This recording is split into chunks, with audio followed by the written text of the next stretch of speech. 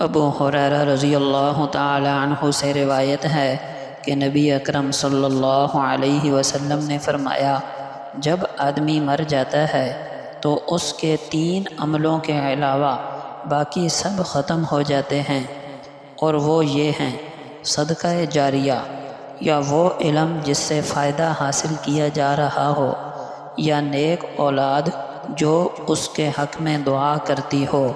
یہ روایت صحیح مسلم کی ہے۔ ابو ہریرہ رضی اللہ عنہ ہی سے روایت ہے کہ نبی اکرم صلی اللہ علیہ وسلم نے فرمایا، مومن کو اپنی موت کے بعد اس کے جن اعمال اور نیکیوں کا ثواب ملتا رہتا ہے، ان میں ایک تو علم ہے جو اس نے سکھایا اور پھیلایا، نیک اولاد جو پیچھے چھوڑی، قرآن پاک جو ورثے میں چھوڑ گیا، یا کوئی مسجد بنائی، یا مسافروں کے لیے کوئی آرام دہ سرائے بنائی، یا کوئی نہر کھدوائی، یا اپنی صحت اور تندرستی کی حالت میں خود اپنی زندگی میں کوئی صدقہ دے دیا۔ موت کے بعد ان ساری چیزوں کا اجر و ثواب بندے کو ملتا رہے گا۔ سنن ابن ماجہ۔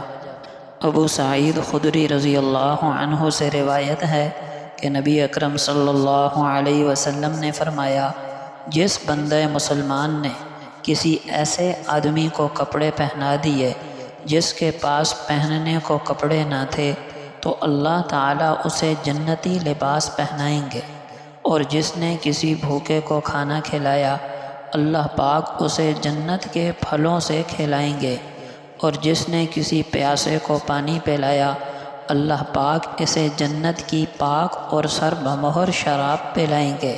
سنن ترمذی۔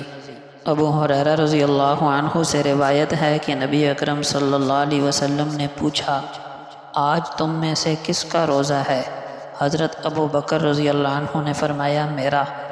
فرمایا، آج تم میں سے کون ایسا ہے جو کسی جنازے کے ساتھ گیا ہو؟ ابو بکر رضی اللہ عنہ نے فرمایا، میں گیا تھا۔ پوچھا، تم میں سے مسکین کو کھانا کس نے کھلایا؟ حضرت ابو بکر رضی اللہ عنہ نے فرمایا، میں نے۔ پوچھا، آج کس نے تم میں سے کسی مسلمان کی بیمار پرسی کی؟ حضرت ابو بکر رضی اللہ عنہ نے فرمایا، میں نے کی۔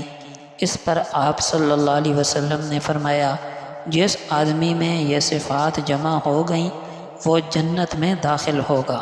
صحیح مسلم۔